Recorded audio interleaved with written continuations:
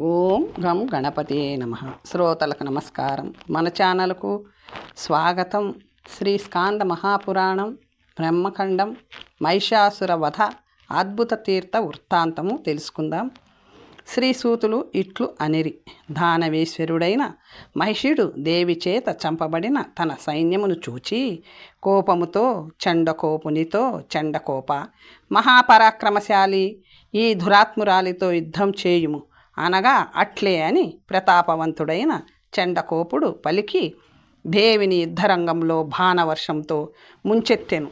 దేవి ఆ చండకోపుని ఆ బాణజాలములను లీలగా ఛేదించి చండకోపుని శస్త్రముతో కొట్టినది. అతడి గుర్రములు, సారథి, ధ్వజము, ధనస్సు ఆమె చేత ఛేదింపబడినవి. రథమును కూడా ఛేదించి దేవి బాణములతో అతని హృదయంపై కొట్టెను. ధనస్సు విరిగి రథము లేక గుర్రముల సారథి చచ్చినవాడై చండకోపుడు ఖడ్గ చర్మములను ధరించి దేవిని సమీపించెను. ఆ అసురుడు దేవి వాహనమైన సింహమును తన ఖడ్గముతో కొట్టెను. దేవిని కూడా తన ఖడ్గముతో ఆమె ఎడమ భుజం మీద కొట్టెను. ఆ దేవి భుజముల చేత మహావీరుడు బలవంతుడు అయిన చండకోపుడు మరణించగా చిత్రభానువు అనువాడు ఏనుగుని ఎక్కి దేవుని అనుసరించి గొప్ప గంటధ్వని కలిగిన దివ్య శక్తిని వదలెను. దేవి తన హూంకారముతో శక్తిని వారించి సందడి లేకుండా చేసినది. తరువాత దేవి శూలముతో చిత్రభానుని సంహరించెను. యుద్ధములో అతడు మరణించిన తరువాత కరాలుడు అనువాడు వచ్చెను. దేవి చేతి పిడికిలితో పడగొట్టినది. మధోన్మత్తుడైన వానిని తన గదతో దేవి ప్రాణహీనుని చేసినది. పట్టి శవముతో భాష్కులుడు అనువానిని వాని అంటికుని చక్రముతో యమలోకమునకు పంపినది. ఓ బ్రాహ్మణులారా, దుర్గాదేవి మహిషుని మంత్రులైన ఇతర మహాకాయులను శూలముతో పొడిచి యమ మందిరమునకు పంపినది. ఈ విధముగా దుర్గ చేత తన సైన్యము చంపబడిన తరువాత మహిషాసురుడు మహిష రూపముతో దేవి యొక్క గణములను తినెను. కొందరును తుండెములుగా చంపెను. ఇతరులను గిట్టల తాకిడితో చంపెను. కోపగించి మరికొందరును నిశ్వాస వాయువులతో పడవేసెను. ఇట్లు దేవి యొక్క భూతగణములను చంపి మహిషాసురుడు దేవి యొక్క వాహనమైన సింహమును చంపుటకు కోపోద్రిక్తుడై నాదము చేసెను. వీర్యము బలము గల ఆ సింహము కోపగించినది. తన కాలి గిట్టల తాకిడితో పగిలిన భూమి పర్వతములు కలదై వచ్చుచున్న మహిషాసురుని తన గోళ్లతో చీల్చినది. చండిక కూడా కోపగించి వానిని చంపవలెనని భావించెను. కోపముతో మహిషుని పాశములతో బంధించినది. ఆ పాశములను ఛేదించుకొని మహిషవేషమును వదిలి బలపరాక్రములు గల ఆ రాక్షసుడు సింహవేషమును ధరించెను. దేవి వాని తలను ఖండించదనని భావించగా వాడు పురుషవేషము ధరించి చేత కత్తిని దాల్చి కవ్వించెను. ఖడ్గహస్తుడైన ఆ పురుషుని దేవి పరుల మర్మస్థానములను చీల్చగలిగిన తీక్షణమైన అంచులు గల అనేక శరములతో కొట్టినది. ఆ తరువాత ఆ పురుషుడు తొండము దంతములు గల ఏనుగుగా మారెను. తన తొండముతో దేవి వాహనమైన సింహమును లాగినది. అప్పుడు సింహము గోళ్లతో దాని తొండమును ఖండించినది. మరలా ఆ రాక్షసుడు మహిష రూపము ధరించెను. అప్పుడు కోపగించిన భద్రకాళి గొప్పగా పానము చేసినది. తరువాత పానము చేసినందువలన మత్తురాలై కన్నులు ఎర్రబడగా నవ్వినది. ఆమెను చూచి మహిషుడు గర్వపడి తన కొమ్ములతో పర్వతములను చండిక మీదకు విసిరెను. ఆమె తన బాణములతో వాణిని ఛేదించినది. అప్పుడు జగన్మాత అయిన దేవి మహిషాసురునితో, మూడుడా, నేను మధువును సేవించే వరకు క్షణకాలము గర్భపడుము. మధుపానము నుండి విరమించిన తరువాత నేను నిన్ను యముని దగ్గరకు తీసుకొని వెళ్ళెదను. దేవతలకు కంటకుడవైన అనచడానికి వీలు కాని నిన్ను నేను చంపిన తరువాత సిద్ధులు, సాధ్యులు, మరుద్గణములు తమ తమ స్థానములను పొందుదురు అని పలుకుచు మహిషాసురుని పిడికిలితో కొట్టెను. దేవితో కొట్టబడిన అతడు చాలా భయపడిన వాడై త్వరగా దక్షిణ సముద్ర తీరం వైపు పరిగెత్తసాగెను.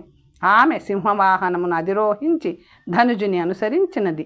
దేవితో అనుసరించబడిన రాక్షసేశ్వరుడు మహిషుడు 10 యోజనముల విశాలమైన ధర్మ పుష్కరిణి యందు ప్రవేశించి దుర్గాతాండవముతో కలత చెంది అంతర్రహితుడై ఉండెను. అప్పుడు దుర్గ పుష్కరిణి తటమునకు వచ్చెను.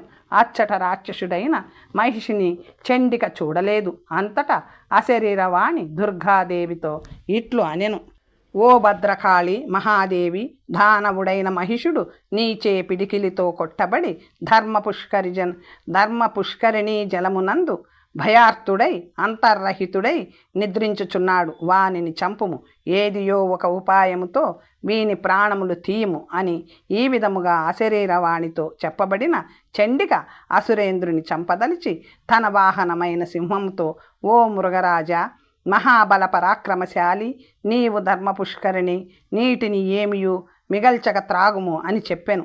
ఇట్లు దేవితో చెప్పబడిన సింహము ధర్మ పుష్కరిణి జలమును నిశ్శేషముగా త్రాగినది. పుష్కరిణి యందు కేవలము మట్టి మాత్రమే మిగిలి ఉండునట్లు చేసినది. ధీనుడైన మహిషుడు ఆ జలాశయము నుండి బయటికి వచ్చెను. అట్లు వచ్చుచున్న ఆ రాక్షసుని తలపై దేవి తన పాదములను ఉంచి కంఠములో తీక్షణమైన శూలాన్ని గుర్చి కోపముతో పీడించసాగెను. తరువాత దేవి కత్తి తీసుకొని అతడి శిరస్సును ఖండించినది. ఈ విధముగా మహిషుడు భృత్యబల వాహనములతో కూడి దుర్గచే చంపబడి భూమి యందు పడి ఉండెను. తరువాత దేవతలు, గంధర్వులు, సిద్ధులు, పరమ ఋషులు అందరూ స్తోత్రములతో దేవిని స్తుతించిరి, ఆనందపడిరి, సంతృప్తులైరి. దేవితో అనుజ్ఞను పొందిన తరువాత అందరూ దేవతలు తిరిగి వెళ్ళిపోయిరి. తరువాత దక్షిణ సముద్ర తీరంలో ఉత్తర భాగంలో జగన్మాత తన పేరుతో ఉత్తమమైన నగరమును ఏర్పరిచినది. దేవి ఆజ్ఞను అనుసరించి ఇంద్రుడు మొదలగా గల దేవతలు ధర్మ పుష్కరిణి అమృతముతో నింపిరి. అందువలన ఆ ఉత్తమ తీర్థము అమృత తీర్థము అను పేరును పొందినది. దేవి సంతోషముతో తన నగరమునకు పశు సంపద ఉండేటట్టు, రోగములు పోగొట్టునట్లు వరము ఇచ్చినది. అట్లే తీర్థమునకు కూడా ఇచ్చట స్నానము చేసిన నరులు కోరిన ప్రకారము సిద్ధిని పొందుదురు అని దేవి వరము ఇచ్చు తరువాత స్వర్గమునకు వెళ్ళినది. శ్రీ సూతులు ఇట్లా అనిరి: దేవి తన పేరుతో ఈ పట్టణముని నిర్మించినది, అందువలన ఈ పురము దేవీ పట్టణమని పిలువబడినది. దేవీ పట్టణము మొదలుకొని మంచి ముహూర్తము గల దినమునందు మొదట విఘ్నేశ్వరునికి నమస్కరించి, అట్లే సముద్రస్వామికి నమస్కరించి మహాదేవుని ఆజ్ఞ పొంది ధార్మికుడైన రామచంద్రుడు తన హస్తముతో 9 పాషాణములను ఉంచి లంకానగరము వరకు సేతువును నిర్మించుటను ఆరంభించెను. కునికిపాటు లేక నలుడు ఏర్పాటు చేసిన సింహాసనమును ఆరోహించి రాముడు సముద్రమందు వానరులతో సేతువును నిర్మింపచేసెను. పర్వతములను, శాఖలను, కొమ్మలు, వృక్షములను, రాళ్లను, కట్టెలను, అడవి మధ్య నుండి గడ్డి మొదలగు వానరులు తెచ్చిరి. వానిని అన్నింటినీ నలుడు సమకూర్చి సముద్రమునందు సేతువు నిర్మాణము చేసెను. సేతువు లంకా సమీపము వరకు 10 యోజనముల విస్తీర్ణము, 100 యోజనముల పొడవు గలదై సముద్రమునందు పుణ్యప్రదము పాపనాశకమైన సేతువు నలునిచే 5 రోజులలో నిర్మింపబడినది. నవపాషాణ రూపకమైన దేవీపురము సమీప సేతుమూలములో తన పాపముల పరిశుద్ధి కొరకు నరుడు స్నానము చేయవలేను. అట్లే చక్రతీర్థములో స్నానము చేయవలేను. సేతువునకు అధిపుడైన హరిని సేవింపవలేను. దేవీ పట్టణము ఆరంభించి చేసిన సేతుబంధనము సేతువునకు మూలము దానికి కల్పించబడినది. సేతువునకు పశ్చిమ చివర భాగము దర్భశయ్య అనబడుచున్నది. తూర్పు చివరి భాగము దేవీపురము. సేతువునకు ఈ 2 మూలములు, ఈ 2 పుణ్యప్రదములు, పవిత్రములు, పాపనాశకములు. ఏ మనుషులు ఏ దారిలో ఏ సేతు మూలమునకు వెళ్ళుదురో ఆయా మార్గములో పోయిన వారు వాని యందు విముక్తులు కాగలరు. తొలుత సేతు మూలంలో అట్లే చక్రతీర్థములోను స్నానము చేసి తరువాత సంకల్పపూర్వకముగా సేతుబంధనమునకు వెళ్ళవలేను.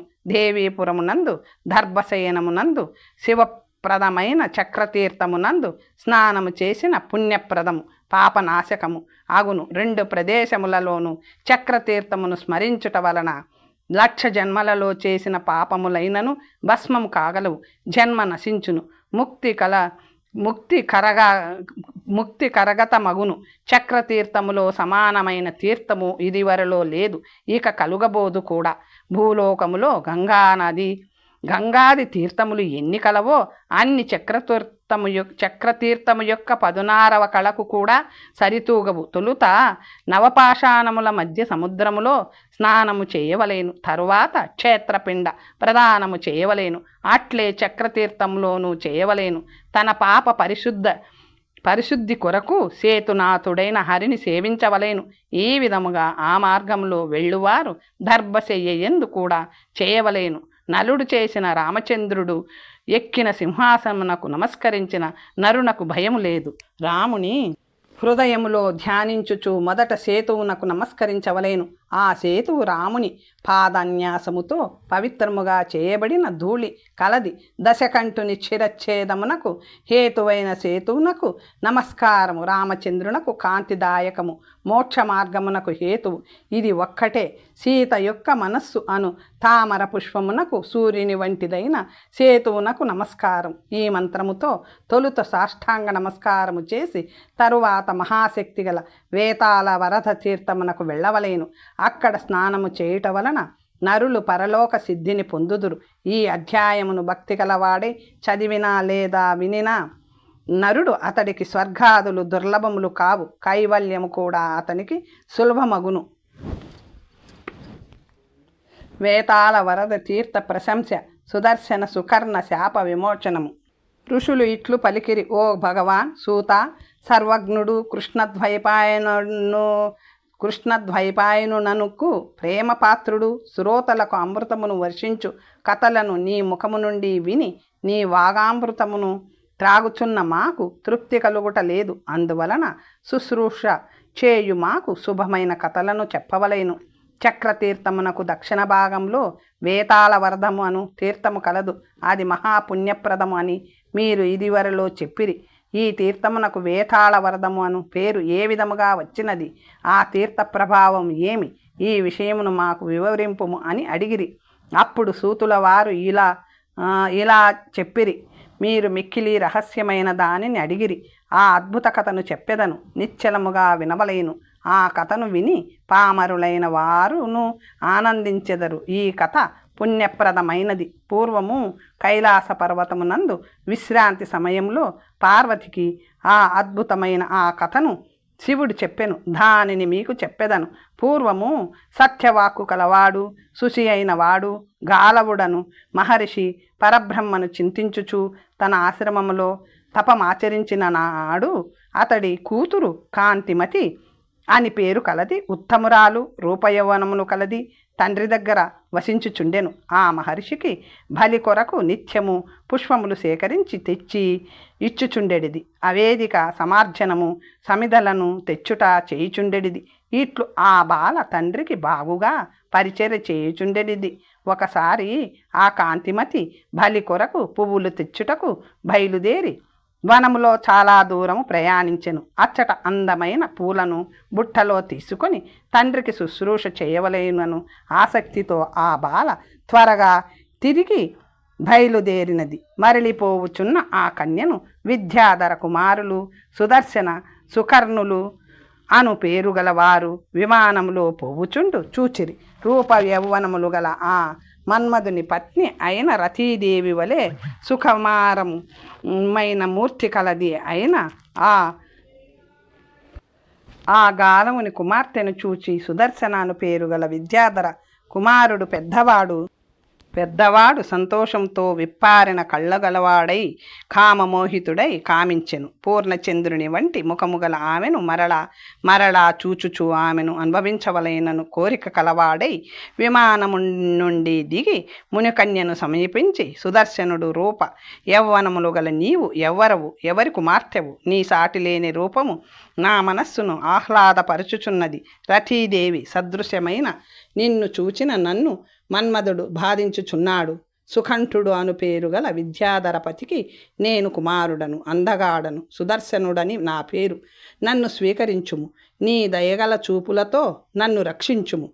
నన్ను భర్తగా పొంది సర్వభోగములను పొందగలవు అని పలికెను. అప్పుడు విద్యాధర సుతుని మాటలు విని కాంతిమతి ధర్మయుక్తముగా, ఓ సుదర్శన, విద్యాధరుని కుమారా, నేను గాలవ మహాత్ముని కుమార్తెనుగా గ్రహింపుము. కన్యను, వివాహము కాని దానను, తండ్రి యొక్క సేవ యందు ఉన్న దానను. మా తండ్రికి బలి కొరకు పువ్వులు తెచ్చుటకు వచ్చి తిని పుష్పములు కోయిచుండగానే ఒక జాము గడిచిపోయినది. నా ఆలస్యము వలన దేవతార్చన తత్పరుడైన ఆ తపస్వి కోపగించును. నేను పూలు కోయుట పూర్తి అయినది. ఇప్పుడు త్వరగా వెళ్ళవలేను. కన్యలు తండ్రి ఆధీనంలో ఉందురు. ఎప్పుడూ వారు స్వతంత్రులు కారు.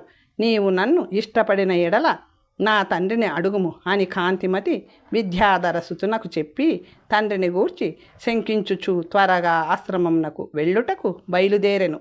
విద్యాధర కుమారుడు పోవుచున్న ఆమెను చూచి మదన బాధితుడై పరిగెత్తి వచ్చి ఆమె వెంట్రుకలను పట్టుకొనెను.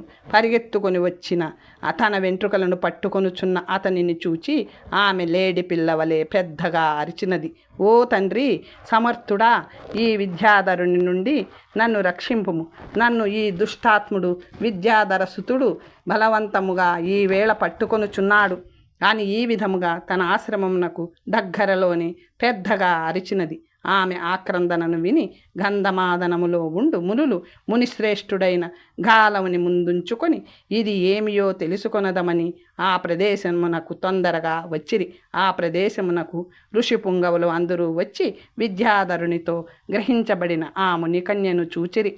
సమీపంలోనే ఉన్న ఆ మరొక విద్యాధర కుమారుని కూడా చూచిరి. అది చూచి గొప్ప యోగి అయిన గాలవముని కొద్దిగా కోపించి ఆ దురాత్ముని, ఓ విద్యాధరాధమా, నీవు ఇట్టి అకార్యమును చేసితివి కనుక నీవు దుష్కర్మకు ఫలముగా మానుష యోనికి పొమ్ము. మానుష జన్మను అధిక దుఃఖము వలన కారణమైన దానిని పొంది అదే జన్మలో త్వరలోని మనుష్యులు కూడా నిందించునంటి వేతాళత్వమును పొందుము. మాంసము రక్తము ఎప్పుడూ తినుచు ఉండుము. వేతాలు రనగా రాక్షసులతో సమానమైన వారు స్త్రీలను బలత్కారముగా స్వీకరించుదురు. అందువలన నీవు మనుష్యుడవై వేతాళత్వమును పొందుము. నీ దుష్కర్మను అనుమతించిన నీ తమ్ముడు సుకర్ణుడనేవాడు కూడా మనుష్యుడు కాగలడు. ఇతడు సాక్షాత్తుగా ఈ పని చేయలేదు కాబట్టి ఇతనికి మానుష్యత్వమే వేతాళత్వము రాదు. విజ్ఞప్తి కౌతుకుడని పేరుగల విద్యాధరాధిపుని ఈ కనిష్ఠుడు చూచిన వెంటనే శాప విముక్తుడు కాగలడు. ఇట్టి మహాపాప కర్మకు కర్తవైన నీవు మనుష్య జన్మను పొంది అదే జన్మలో వేతాళ జన్మను పొంది లోకములో చిరకాలము తిరగగలవు అని శాపమునిచ్చెను. ఇట్లు గాలవుడు పలికిన కన్యను తీసుకొని మహర్షులతోడి కూడి విద్యాధర సుతులను శపించి తన ఆశ్రమమునకు వెళ్ళెను. ఆ మునిపుంగవుడు వెళ్ళిన తరువాత విద్యాధర పతిసుతులైన సుదర్శన సుకర్ణులకును వారు మునిశాపముతో దుఃఖార్తులై చాలా విచారించిరి. సుదర్శన సుకర్ణులకు ఏమి చేయవలేనో నిశ్చయించుకొని యమునా తీరంలో నివసించుచు గోవిందస్వామి అను వానిని బ్రాహ్మణుని శీలవంతుని తండ్రిగా వారు భావించుకొని తమ రూపములను వదిలి అతడి కుమారులుగా జన్మించిరి. సుదర్శనుడు విజయుడని జన్మించెను. చిన్నవాడు సుకర్ణుడు అశోకదత్తునిగా జన్మించెను. విజయ అశోకదత్తులు క్రమముగా యవ్వనవంతులైరి. ఈ కాలంలోనే శుభమైన యమునా తటమునందు వర్షము లేని కారణముగా 12 సంవత్సరములు దుర్భిక్షము ఏర్పడినది. గోవిందస్వామి అను పేరుగల బ్రాహ్మణుడు వేద పారంగతుడు తన నగరము దుర్భిక్షముతో బాధపడుచుండుట చూచి భార్యాపుత్రులతో కలిసి కాశీనగరమునకు బయలుదేరెను. అతడు ప్రయాగకు చేరి మహావటము అను పుణ్యప్రదమైన దానిని చూచి దాని ఎదుట కపాలమాల ఆభరణముగా గల యతిని చూచిరి. గోవిందస్వామి ఆ మునికి నమస్కరించెను. పుత్రులు భార్యతో కూడిన అతడికి ముని ఆశీర్వాదము పలికెను. గోవిందస్వామితో ఆ ముని, ఓ బ్రాహ్మణోత్తమ, ఈ పెద్ద కుమారుడు విజయదత్తునితో నీకు త్వరలో వియోగము కలగబోవుచున్నది అని అతడు చెప్పెను. ఆ మాటలు విని గోవిందస్వామి సూర్యుడు అస్తమించిన తరువాత అచ్చటనే సంధ్యకర్మను సమాప్తి చేసి భార్యతో పుత్రునితో చాలా దూరం ప్రయాణము చేయుట వలన అలసిపోయి ఆ రాత్రి శూన్యమైన దేవాలయంలో వసించిరి. అశోకదత్తుడు బ్రాహ్మణి కలిసి భూమిపై వస్త్రము పరిచి రాత్రి నిద్రించిరి. విజయదత్తుడు చాలా దూరం ప్రయాణము చేసినందువలన బాగా అలసిపోయెను. శీతజ్వరముతో బాధపడుతూ చలి బాధ నివృత్తి కొరకు తండ్రి గోవిందస్వామితో గట్టిగా కౌగిలించుకొనబడిన అతడికి చలి బాధ పోలేదు. తండ్రి, నన్ను చలిజ్వరం మిక్కిలి బాధించుచున్నది, ఈ బాధ నివృత్తి కొరకు త్వరగా అగ్నిని తీసుకురావలసినది అని పలికిన కుమారుని మాటలు విని అంతటా అగ్నిని వెతుకుతూ అగ్ని లభించక తిరిగి వచ్చి పుత్రునితో, కుమార, అంతటా వెతికినను కూడా అగ్ని లభించుటలేదు. అర్ధరాత్రి సమీపించినందువలన ద్వారములన్నింటినీ మూసివేసిరి. పౌరులంతా నిద్రా పరవశులై ఉన్నారు. అగ్నిని ఇచ్చుట లేదు అని చలి జ్వరముతో బాధపడుచున్న విజయదత్తునితో ఆ రకముగా తండ్రి చెప్పెను. కుమారుడు విజయదత్తుడు మరలా తండ్రిని దీనమైన వాక్కులతో అగ్ని కావలేనని అడిగెను. శీతజ్వరము వలన కలిగిన చలి బాధతో పీడింపబడిన నన్ను మంచు తుంపరల వంటి చల్లని గాలి నన్ను ఈ వేళ రెట్టింపుగా బాధించుచున్నది. అగ్ని లభించుట లేదని నీవు అబద్ధము చెప్పితివి తండ్రి. అదిగో ముందు భాగంలో జ్వాలల మాలలతో కూడినట్టిది, తన జ్వాలలతో ఆకాశమును తాకుచున్నట్లు ఉన్నది. అగ్ని దూరముగా కనిపించుచున్నది. చూడుము తండ్రి, నా చలిపోవుటకు త్వరగా అగ్నిని తీసుకొని రమ్ము అని ఈ విధముగా అనుచున్న ఆ కుమారునితో తండ్రి, కుమారా, ఈ వేళ నేను అబద్ధం చెప్పుటలేదు, నిజమే చెప్పుచున్నాను. దూరముగా మండుతున్న అగ్ని భయమును కలిగించున్నది. అది చితాగ్నిగా తెలుసుకొనుము. ఇది అమంగళమైనది, దీనిని తాకరాదు, సేవించరాదు. ఆ చితాగ్నిని ముట్టుకొనిన వాని ఆయువు క్షీణించును. నీ ఆయువు క్షీణించకూడదనియే అమంగళకరము తాకరానిది అయిన ఈ చితాగ్ని తీసుకొని రాలేదు అని పలికిన తండ్రితో ఆ కుమారుడు దీనుడై, ఇది కవానలము కానీ యజ్ఞాగ్ని కానీ ఎటులనైనను దీనిని తీసుకొని రాలేని పక్షమున నాకు మరణము సంభవించును అనెను. పుత్ర స్నేహము అతిగా కలవాడై చితాగ్నిని తెచ్చుటకు గోవిందస్వామి శ్మశానమునకు వెళ్ళెను. గోవిందస్వామి చితాగ్నిని తెచ్చుటకు వెళ్ళగా వేగముగా విజయదత్తుడు కూడా అట్లు పోవుచున్న తండ్రిని అనుసరించెను. వేడిమిని సమీపించి ఎముకలతో నిండిన చితాగ్నిని కౌగిలించుకొనున్నట్లు ఉద్వేగముతో కూడి మెల్లగా ఊరటను పొందెను. అతడు తండ్రితో, ఆ చుట్టూ గుండ్రముగా ఉన్నది, బాగా ఉన్నది, అగ్నిలో ప్రకాశించుచున్నది, ఎర్ర తామర వలె ఉన్నట్టిది, అది ఏమి అని అడుగగా ఆ పుత్రుని మాటలను బ్రాహ్మణోత్తముడు విని అది ఏమియో నిశ్చయించుకొని మరలా అగ్నిజ్వాలల వలయముతో గుండ్రముగా ఉన్నది కపాలము వలన బొడ్డు కింది కొవ్వు, కీకన, ఎముక, మాంసములతో కూడినది, ఎర్ర తామరలా ఉన్నది కపాలమని బ్రాహ్మణ కుమారుడు విని కట్టె చివరతో దానిని కొట్టెను. అది పగిలి పైకి వచ్చిన వసతో అతని ముఖము తడిసిపోయినది. కపాలము కొట్టుట వలన తన ముఖముపై పడిన రక్తాన్ని నాలుకతో చప్పరించుచు ఈతడు అనేక మార్లు ఈ రక్తమును ఆస్వాదించెను. ఆ విధముగా ఆస్వాదించి ఆ కపాలమును తీసుకొని వ్యాకులుడై వసను త్రాగి మహాకాయుడు అతి భయంకరుడుగా అయి వెంటనే వేతాళుడుగా మారెను. ఆ రాత్రి తీక్షణమైన కోరలు గలవాడైనాడు. అతడి అట్టహాస శబ్దముతో దిక్కులు, అన్ని ప్రదేశములు, స్వర్గము, అంతరిక్షము, భూమి అన్ని విధములా పగిలిపోయినట్లు అయినది. అతడు వేగముగా లాగి తండ్రిని చంపబోవునంతలో ఇట్టి సాహసము చేయవద్దని ఆకాశములో ఒక వాక్కు వినిపించెను. అతడు ఆ దివ్య వాక్కులను విని అతి భయంకరుడై తండ్రిని వదిలి వేగముతో కూడి త్వరగా ఆకాశమునందు ప్రవేశించి తొట్రుపాటు లేని నడక కలిగి అతడు చాలా దూరము వెళ్ళి వేతాళురతో కూడెను.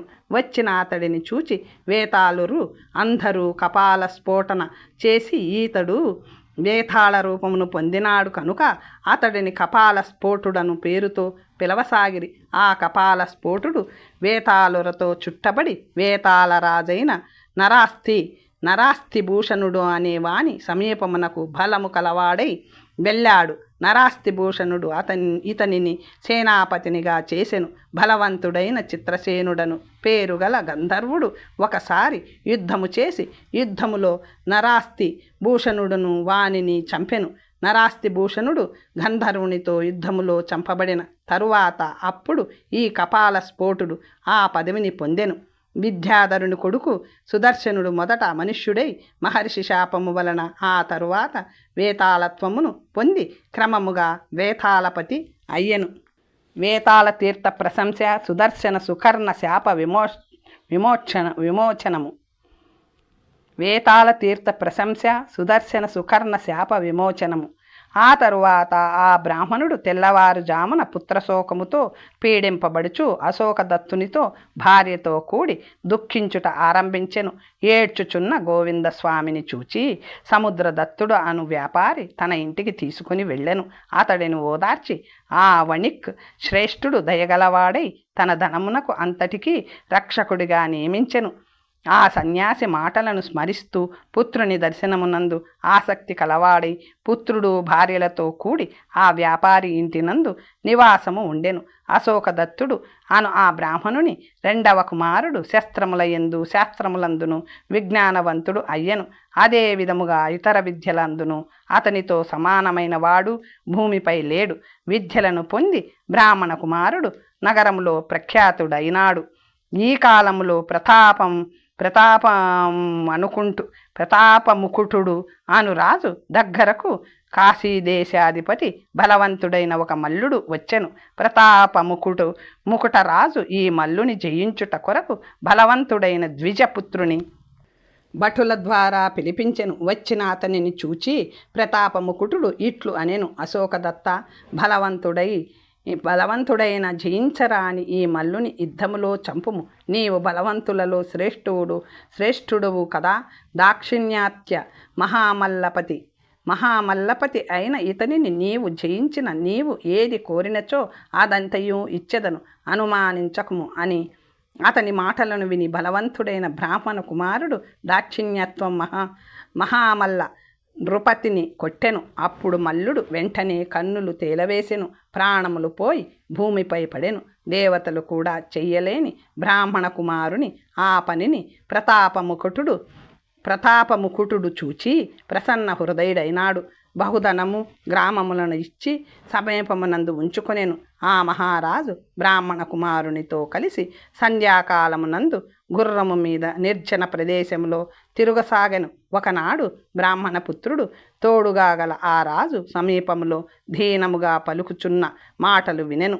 రాజా, నేను చాలా చిన్న తప్పు చేసి తిని, అది కూడా శత్రువుల ప్రేరణ వలననే. ఒకసారే దయలేని నీ దండపాలుడు నన్ను శూలమందు ఉంచినాడు. శూలమందు జీవించుటకు ఇది 4వ రోజు. దుష్కర్మ చేసిన వారి ప్రాణములు సుఖముగా పోవు.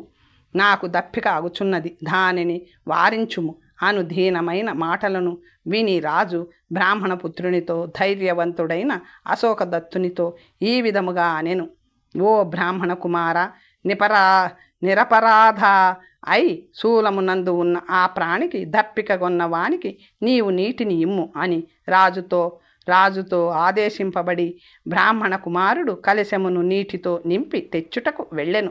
భూత వేతాళములతో నిండిన ఆ శ్మశానమునకు వచ్చి శూలమునందున్న అతనికి నీటిని ఇమ్మని ప్రోత్సహించెను. అక్కడ ఉన్న ఒక నవ యవ్వనము గల స్త్రీని చూచెను. ఆమె కాంతి గల రతీదేవి వలె ఉన్నది. ఆమెను చూచి ధైర్యము గల ద్విజ కుమారుడు: ఓ ఉత్తమ స్త్రీ, నీవు ఎవ్వరవు? శ్మశానంలో ఒంటరిగా ఉంటివి. ఈ శూలప్రోతము క్రింద నీవు ఎందుకు ఉంటివి అని అతడు అనగా, ఆమె అందమైన ముఖము గల ఆమె: ఈ పురుషుడు నా భర్త. రాజు ఇతనిని శూలమందు ఉంచినాడు. లోభి ధనమును వదలనట్లు ఇతడు ప్రాణములను వదులుట లేదు. చావు సమీపానికి వచ్చిన ఇతనిని అనుసరించి వెళ్ళుటకు నేను ఇక్కడ ఉంటిని. దప్పిగొని నీరు అడుగుచున్నాను. మాటి మాటికి శూలప్రోతముపై ఎత్తిన తలగల మరణించుటకు సిద్ధముగా ఉన్న ప్రాణనాయకునకు క్రింద ఉన్న నేను నీరు త్రాగించుటకు అసమర్థురాలను. ఇది నన్ను బాధించుచున్నది అని పల్కగా ఈ మాటలను అశోకదత్తుడు విని దయగలవాడై ఆ సమయానికి తగినట్లు ఆ వధువుతో: ఓ తల్లి, నీవు నా భుజములపైకి ఎక్కి ఇతనికి చల్లని నీటిని త్రాగించుము.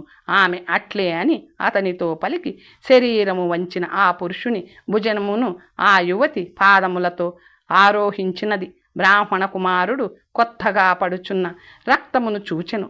అతడు ముఖము ఎత్తి ఇదేమి అని చూడగా ఆమె దానిని తినుటకు చూచిన బ్రాహ్మణ కుమారుడు అశోకదత్తుడు నూపురముతో కూడిన ఆమె పాదమును పట్టుకొనెను. రత్నముతో కట్టబడిన నూపురమును వదిలి ఆమె వెళ్ళిపోయినది. అనేక రత్నములు గల ఆ నూపురమును తీసుకొని అశోకదత్తుడు ఆ శ్మశానము నుండి రాజు సమీపమునకు వెళ్ళెను.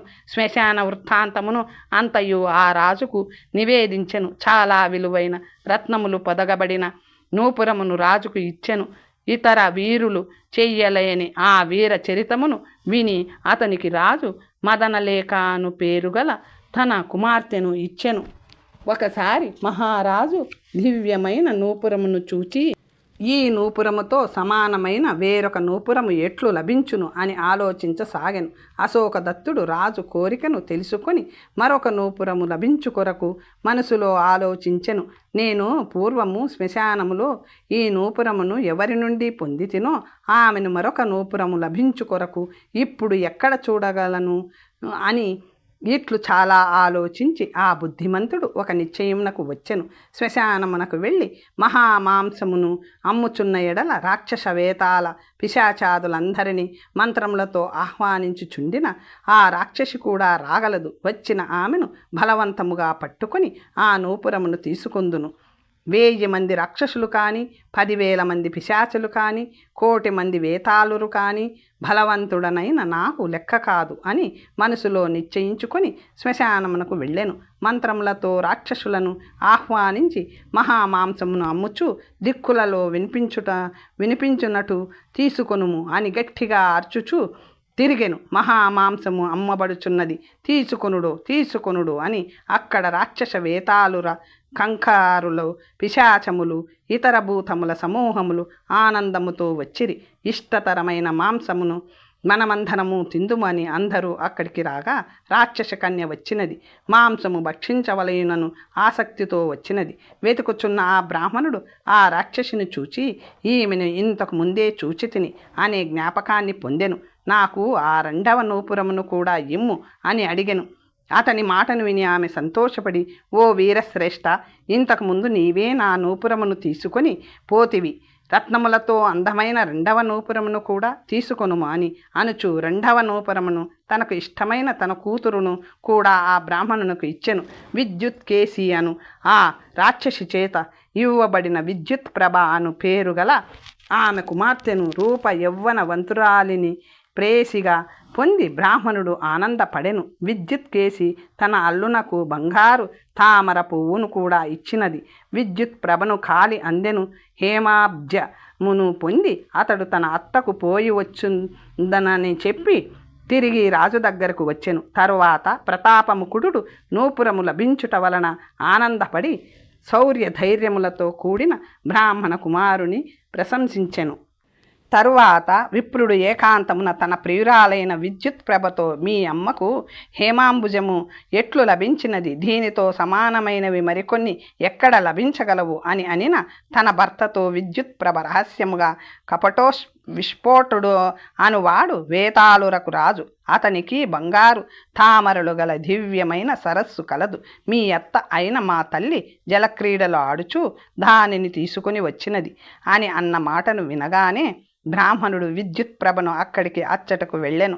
అచ్చట ఆ బ్రాహ్మణ కుమారుడు కొలనులోకి బంగారు తామరలను తీసుకున్నంతలోనే దానికి రక్షించుటకు ఉండిన వేతాళురు అతనిపైకి ఎత్తి వచ్చిన వేతాళురను అందరినీ అతడు చంపివేసెను. సైన్యమంతయును చనిపోగా వేతాళపతిని స్వయముగా వచ్చిన కపాల విస్ఫోటుని చంపుటకు బ్రాహ్మణుడు ప్రయత్నించెను. ఇంతలోనే మహాతేజుడు అను పేరుగల విజ్ఞాపన చేయుటకు ఉత్సాహము కల విద్యాధరపతి వచ్చి విమానములో ఉండి అతనితో, ఓ బ్రాహ్మణ అశోకదత్త, సాహసము చేయవద్దు అనెను. ఆ మాటలు విని విమానమునందున్న వెలిగిపోచున్న విద్యాధరపతిని ఆకాశంలో బ్రాహ్మణ కుమారుడు చూచెను. అతనిని చూచినంతలోనే బ్రాహ్మణ కుమారుడు శాపము నుండి విముక్తుడయ్యెను.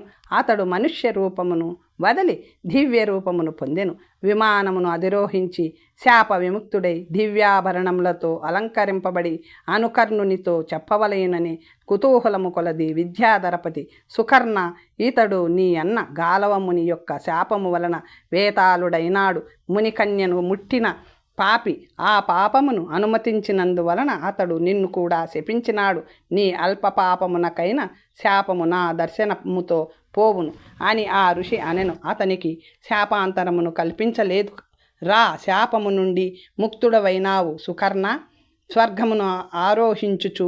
అప్పుడు సుకర్ణుడు విద్యాధర కులాధిపునితో ఈ విధముగా అనెను. ఓ విద్యాధరపతి, ఇప్పుడు నాకంటే పెద్ద అయిన సోదరుడు లేకుండా అన్ని భోగములతో కూడి స్వర్గమునకు పోవుటకు నాకు ఇష్టము లేదు. మా అన్న శాపాంతము వచ్చు విధమును చెప్పుము అని అడుగగా, చెప్పవలయనను ఉత్సాహముతో మహాతేజుడు అతడితో ఈ విధముగా అనెను. నివారింప శక్యము కాని ఈ శాపమును ఇతరులు ఎవ్వరును నివారించగలరు. అయినను చాలా రహస్యమైన ఒక విషయమును నీకు ఇప్పుడు చెప్పెదను. బ్రహ్మ సనకాది మునులకు ఇది వరలో చెప్పి తిని సర్వతీర్థములకు ఆశ్రయమైన పుణ్యప్రదమైన దక్షిణ సముద్రము ఒడ్డున చక్రతీర్థ సమీపములో గొప్ప తీర్థము ఉన్నది. మహాపాతక సమూహములు కూడా దానిని దర్శించగలనని క్షణములోనే నశించగలవు. అచ్చట స్నానము వలన వచ్చే ఫలితమును తెలుసుకొనలేము. అచ్చటకు పోయి మీ సోదరుడు స్నానము చేసిన ఎడల గాలవ శాపము వలన వచ్చిన వేతాళత్వమును తప్పక వదిలిపెట్టును అని చెప్పగా, సుకర్ణుడు ఆ మాటలను విని వేతాళ రూపుడైన అన్నతో కూడి దక్షిణ సముద్ర తీరమునకు త్వరగా చేరుకొనెను. చక్రతీర్థమునకు దక్షిణ భాగములో, గంధమాదనమునకు ఉత్తర భాగంలో ఉన్న సనకాదులకు బ్రహ్మ చెప్పిన తీర్థమునకు వెళ్ళిరి. ఆ తీర్థము ఒడ్డునకు చేరి అన్నతో, ఓ సోదరా, ఘోరమైన ఈ గాలవ శాపాన్ని నివృత్తి కొరకు ఈ తీర్థములో త్వరగా స్నానము చేయుము. ఇది సర్వతీర్థ ఉత్తమోత్తమైనది అని చెప్పెను. ఆ సందర్భంలో ఆ తీర్థము యొక్క నీటి తుంపరులు గాలితో తీసుకురాబడి అతడి అవయవముల పైన పడినవి. ఆ నీటి తుంపరులు స్పర్శ వలన వేతాళ రూపాన్ని వదిలి పూర్వ మనుష్య రూపమును ద్విజపుత్ర రూపమును పొందెను. తరువాత సంకల్పము చేసి త్వరగా ఆ ఉత్తమోత్తమ తీర్థములో మనుష్యత్వం నివృత్తి కొరకు ఆ బ్రాహ్మణ కుమారుడు మునిగెను. అందులో నుంచి లేచుచూనే దివ్య రూపాన్ని పొందెను. శ్రేష్టమైన విమానము నెక్కి దేవతాశ్రీలతో చుట్టబడి అన్ని ఆభరణములతో కూడి అన్న అయిన సుదర్శనుడు తమ్మునితో కూడి ఆ తీర్థాన్ని పొగుడుచు మరలా ఆ తీర్థమునకు నమస్కరించుచు విజ్ఞప్తి కౌతుకుని ముందుంచుకొని స్వర్గమునకు వెళ్ళను. నాటి నుండి ఆ తీర్థము వేతాళ వరదమని పిలువబడుచున్నది. నీటి తుంపరులు స్పర్శ వలన వేతాళత్వము నశింపచేసిన దక్షిణములో ఉన్న ఈ చక్రతీర్థమునకు వచ్చి ఎప్పుడైనా స్నానము చేసిన వారు జీవన్ముక్తులగు కాగలరు. ఈ తీర్థముతో సమానముగా పుణ్యప్రదమైనది ఇది వరలో లేదు, ముందు ఉండదు. ఘోరమైన వేతాళ రూపమును వదలి దివ్యత్వమును ప్రసాదించిన మహాతీర్థము ఇది. ఇచ్చట సంకల్పము చేసి శుభమైన ఈ వేతాళ వరదములో స్నానము చేసి నియమముగా పితరులకు పిండదానము కూడా చేయవలేను. ఓ బ్రాహ్మణులారా, ఆ తీర్థ వైభవమును వేతాళ వరదమని పేరు ఏ విధముగా వచ్చినదో ఈ రకముగా మీకు చెప్పి తిని. ఈ అధ్యాయాన్ని ఎవరు చదువుదురో లేదా విందురో వారు ముక్తులు కాగలరు. తర్వాత కథ వచ్చే భాగంలో తెలుసుకుందాం. నమస్తే.